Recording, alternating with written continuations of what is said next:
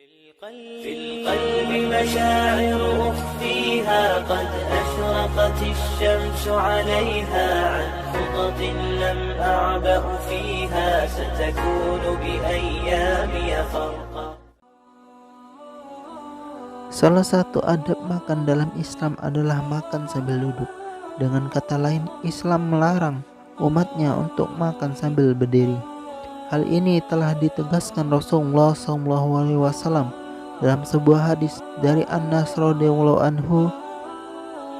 Ia berkata, sesungguhnya Rasulullah SAW melarang seseorang untuk makan sambil berdiri. Lantas Abu Qatadah bertanya kepada Anas, bagaimana dengan makan sambil berdiri? Anas menjawab, hal ini yang demikian itu lebih jelek dan lebih buruk. Hadis riwayat Muslim. Begitu tegasnya perintah larangan makan dan minuman sambil berdiri. Dalam sebuah hadis dari Abu Hurairah radhiyallahu anhu, dikisahkan bahwa Rasulullah SAW menegaskan sebagaimana sabdanya berikut, janganlah kalian minum sambil berdiri. Apabila kalian lupa, maka hendaklah ia memuntahkannya. Semua perintah dan larangan Rasulullah SAW pasti mengandung kebaikan untuk manusia. Minimal ini menguji ketaatan seseorang terhadap perintah Allah Subhanahu wa Ta'ala dan Rasulnya, dan lebih jauh bisa membawa kemaslahatan dalam kehidupan manusia itu sendiri. Adanya larangan makanan dan minuman sambil berdiri membuat sebagian ulama dan ilmuwan mengadakan penelitian untuk membuktikan hikmah di balik perintah tersebut. Selain itu, ini juga untuk menambah kokohnya keimanan di dalam hati seseorang manusia untuk tidak meragukan kebenaran akan perintah Allah dan Rasulnya.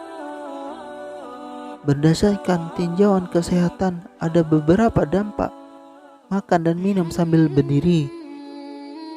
Yang pertama adalah menyebabkan asam lambung naik dan membuat sel-sel tenggorokan teriritasi.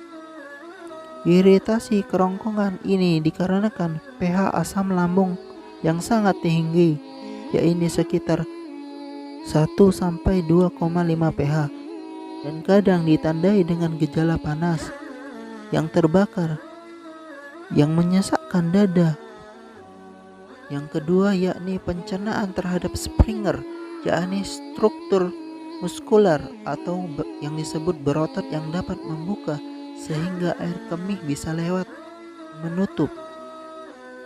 Setiap air yang mengalir akan disalurkan pada pos-pos penyaringan yang ada di ginjal. Jika minum dilakukan sambil berdiri, maka air yang masuk langsung menuju kandung kemih tanpa disaring lagi, karena gaya gravitasi yang menyebabkan air langsung masuk menuju ke bawah. Hal ini dapat mengakibatkan terjadinya pengendapan di saluran ureter. Banyak limbah-limbah yang tersisa. Inilah yang dapat menyebabkan penyakit kristal atau batu ginjal. Yang ketiga yakni dari Dr. Abdul Razak Al-Khailani berkata, minum atau makan sambil berdiri bisa menyebabkan jatuhnya makan dan minuman dengan keras ke dasar usus.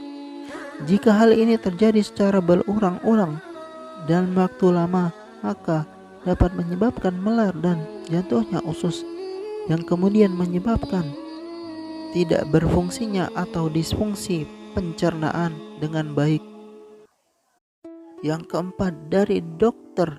Ibrahim Ar-Rawi mengatakan bahwa pada saat berdiri, tubuh dalam keadaan tegang dan otot atau organ keseimbangan dalam pusat saraf sedang bekerja keras untuk mempertahankan semua otot pada tubuhnya sehingga bisa berdiri dan stabil. Ini merupakan susunan saraf dan otot secara bersamaan yang menjadikan manusia tidak dapat mencapai ketenangan yang merupakan syarat terpenting ketika makan dan minum. Dan akibat yang kelima yakni makan dan minuman yang disantap ketika berdiri bisa berdampak pada refleksi saraf yang dilakukan oleh reaksi saraf kelana atau saraf otak ke-10 yang banyak tersebar pada lapisan endotel yang mengelilingi usus. Refleksi ini terjadi apabila terjadi secara terus-menerus dan tiba-tiba dan dapat menyebabkan tidak berfungsinya saraf. Yang parahnya lagi untuk menghantarkan detak mematikan bagi jantung sehingga menyebabkan pingsan, yang lebih parahnya atau mati secara mendadak. Dampak yang keenam, makan dan minuman sambil berdiri seterusnya bisa membahayakan dinding usus dan memungkinkan terjadinya luka pada lambung. Para dokter melihat bahwa 90% luka pada lambung terjadi pada tempat-tempat yang biasa berbenturan dengan makanan atau minuman yang masuk. Yang ketujuh, yakni menurut dari guru kita yakni Ibnu Qayyim, akibat buruk dari minum sambil berdiri adalah tidak dapat memberikan kesegaran pada tubuh yang optimal, sebab air yang masuk secara turun ke organ tubuh bagian bawah, sedangkan air yang dikonsumsi seharusnya ditampung dulu di dalam lambung dan selanjutnya dipompa oleh jantung untuk disalurkan ke seluruh organ-organ tubuh manusia. Sahabat muslim semua perintah dan larangan Rasulullah SAW pasti mengandung kebaikan untuk manusia.